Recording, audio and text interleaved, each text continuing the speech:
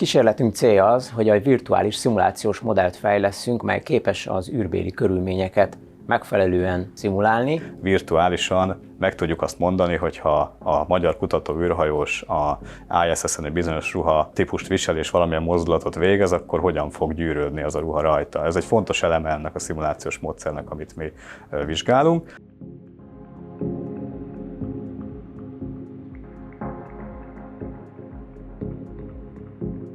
Az Equal Engineering Kft. Egy 2002-ben alakult magyar vállalkozás, ami mérnöki szolgáltatással foglalkozik. Két fő üzletágunk van.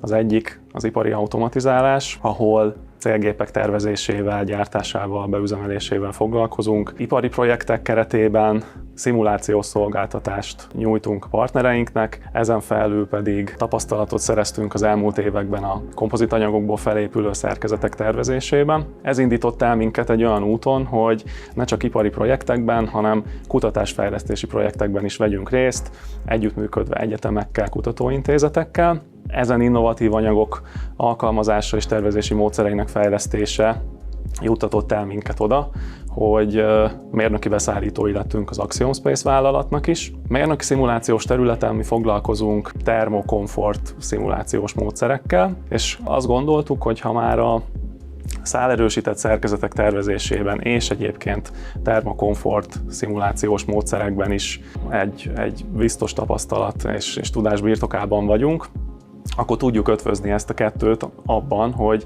technikai ruházatok, például űrhajós aláöltözet fejlesztésében el tudunk indulni egy szimulációs módszerfejlesztéssel, ami később ipari alkalmazásba is kerülhet.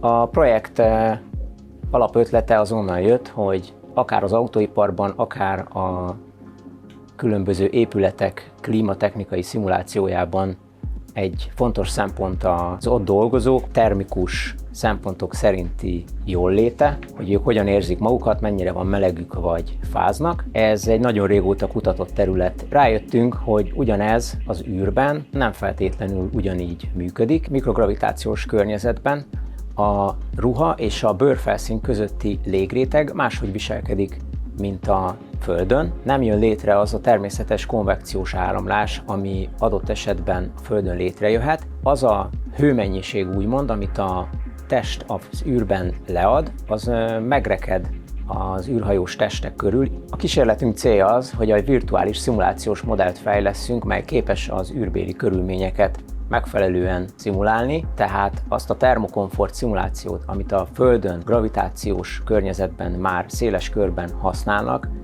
tovább fejlesszük és validáljuk a fent elvégzett kísérletek eredményével.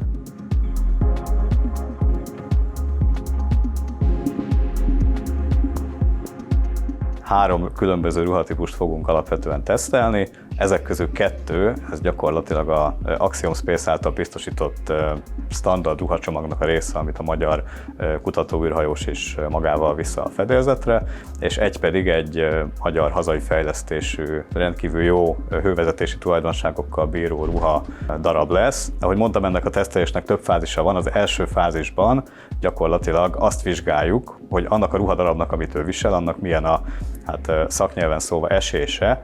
Ez azt jelenti, hogy mennyire rugalmas az a ruha, amikor egy testen viselő van, és hogyan gyűrődik. Virtuálisan meg tudjuk azt mondani, hogy ha a magyar kutató űrhajós a ISS-en egy bizonyos ruha típust visel, és valamilyen mozdulatot végez, akkor hogyan fog gyűrődni az a ruha rajta. Ez egy fontos eleme ennek a szimulációs módszernek, amit mi vizsgálunk. Ezzel kapcsolatban pedig akár itt a cégnél is léteznek olyan speciális mérőgépek, amin ilyen vizsgálatok elvégezhetőek. A második fázisa a kísérletnek az, amikor ezt a hőkomfortot megpróbáljuk valahogy olyan mért mennyiségekkel korreláltatni, amik leírják nekünk azt, hogy érezheti magát az űrhajós a ruha alatt. Nem kell nagy dolgokra gondolni, itt alapvetően hőmérséklet, páratartalom és annak a bőrfelszínen való eloszlása az, ami számít. Gyakorlatilag, amikor valaki jól vagy rosszul érzi magát egy ruhában, akkor erről van szó, hogy a bőrfelszíne mennyire van túlmelegedve, és az ott lévő levegő milyen tulajdonságokkal bír. Csúcspontja nevezzük ennek az egész programnak pedig az lesz, amikor a